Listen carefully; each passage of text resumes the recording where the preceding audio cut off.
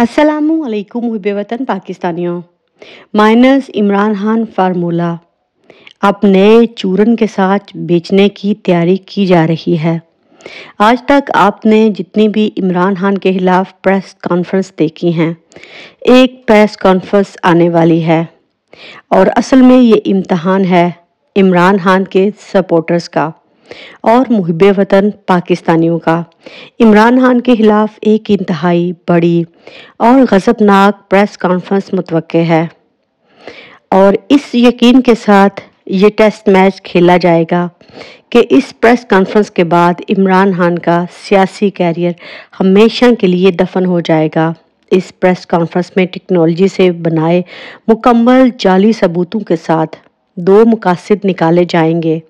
Number 1, Imran Khan के डटे हुए वोट बैंक को नाकाबिले तलाफी नुकसान पहुंचाना और वोटर्स के जहन में ऐसे गुमराहकुन हकायक डालना जिससे लोग मुतनफ़िर हो जाएं और इमरान खान की हमायत से पीछे हटकर उन्हें मुल्क दुश्मन समझने लगे। इन तमाम पीटीआई रहनुमाओं को फौरी आगे लाना जो बज़ाहिर साथ होने का ढोंग रचा रहे हैं, लेकिन वो प्रेस कॉन्फ्रेंस के सबूतों को बुनियाद बनाकर ये लीडरान इमरान खान की पार्टी और चेयरमैनशिप को हाईजैक करेंगे। इस प्रेस कॉन्फ्रेंस में पेश किए गए सबूतों को बुनियाद बनाकर ये इंतहाई दिल शिकस्ता होने का ड्रामा करते हुए मीठी मीठी बातों के साथ इमरान खान को मुकम्मल माइनस करेंगे। पहले ये प्रेस कॉन्फ्रेंस ईद के बाद मुतवक्के थी, लेकिन अब सुप्रीम कोर्ट में जारी समाअत जो है उसकी वजह से ये प्रेस कॉन्फ्रेंस जो है ईद से पहले या किसी भी वक्त जो है ये आपको मीडिया पर चलती नज़र आएगी और जो मीडिया पर इमरान खान के नाम का ब्लैकआउट है उस दिन वो ब्लैकआउट भी उठा लिया जाएगा, क्योंकि मकसद इमरान खान को नंगा करना है। अगर इमरान खान को पीटीआई के रहनुमाओं का ज़बरदस्ती पार्टी से निकालने का सरप्राइज़ दिया जा सकता है, तो क्या इमरान खान इन हालात का मुकाबला करने की अहलियत रखने वाले लीडर्स को पीटीआई ज्वाइन करने का सरप्राइज़ नहीं दे सकते? पिंडी के गिरदोनवाह में बैठे एक खामोश चौधरी साहब बहुत बड़ा सरप्राइज़ देने जा रहे हैं, क्योंकि पाकिस्तान जो है वो इस टाइम पर पूरी तरह मायूस हो चुका है। इंसाफ खुद भीख मांग रहा है। चंद एक खोटे सिक्के पाकिस्तान की तकदीर का फैसला कर रहे हैं, लेकिन अफसोसनाक बात यह है कि जस्टिस फाइज ईसा वो पहले चीफ जस्टिस हैं जो चीफ जस्टिस बनने से पहले ही मुतनाज़ा हो चुके हैं।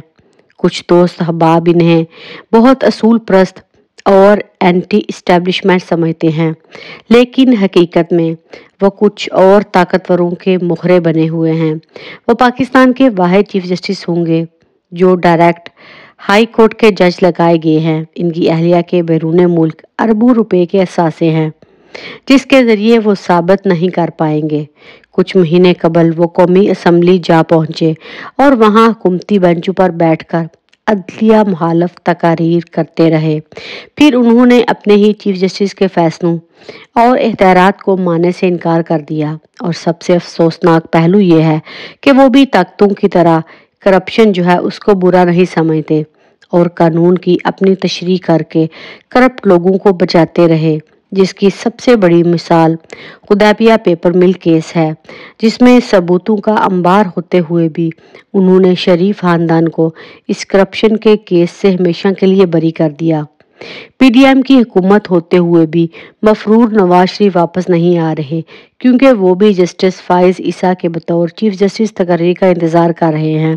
क्योंकि इनका केस भी जस्टिस फाइज ईसा की अहलिया जैसा है, तो यकीनन फाइज ईसा मियाँ साहब को हर कीमत पर बचाएंगे।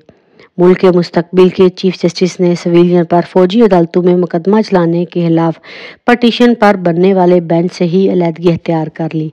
अब आगे आगे देखिए होता क्या है।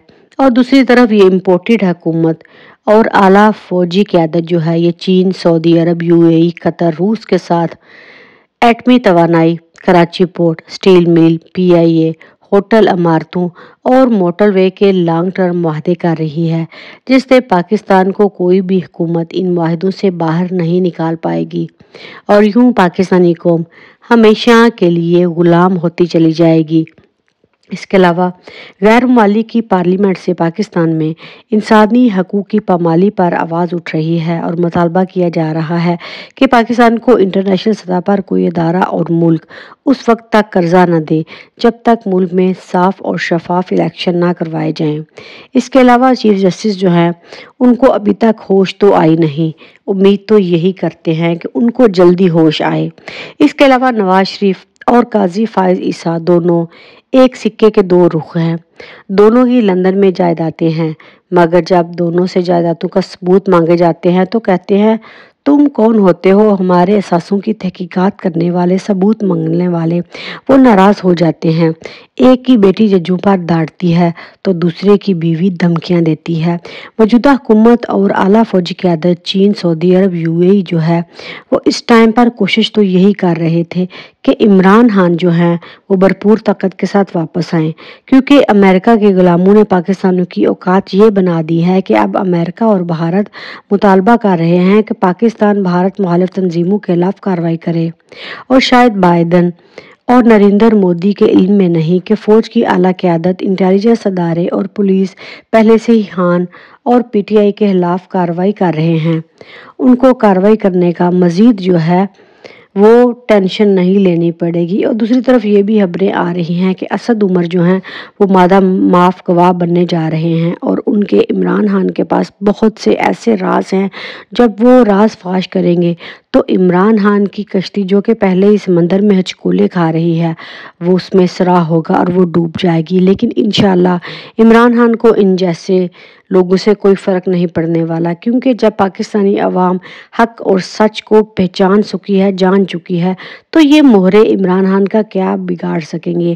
اور دوسری طرف عاصم منیر کی سپورٹ جو ہے وہ مکمل طور پر بلاول کو جاتی ہے۔ آپ نے زرداری کا آج کا پلان دیکھا کہ وہ ملک کی معیشت کو بچانے کی کوشش کر رہا ہے۔ اصل میں ملک تو ایک بہانہ ہے، اصل دولت جو ہے وہ ہماری اسلام آباد میں ہی نشانہ ہے۔ ان کا مقصد ایک ہی ہے، کسی طریقے سے کرپشن کی جائے اور یہاں سے مال لوٹ گھسیٹ کر جو ہے وہ ہم باہر کے ممالک میں لیں، کیونکہ ہمیں روکنے والے خود ہی ہمارے کانے ہیں، تو عاصم منیر ان کو کیا روک پائے گا۔ لیکن عمر عطا بندیال کے بارے میں یہ بھی خبریں آ رہی ہیں کہ وہ بہت بڑا دبنگ فیصلہ کرنے جا رہے ہیں، لیکن اگر ان عدالتوں کو تسلیم کر لیا جاتا ہے تو آنے والے دنوں میں اگر آج عمران خان پر یہ کڑا وقت آیا ہے تو باقی فوجی کے کورٹ سے تو کوئی پاکستانی نہیں بچ پائے گا، وہ سیاستدان ہوں یا ملک کے بڑے نام ہو، کیونکہ ان کا مقصد ایک ہی ہے، بلیک میلنگ۔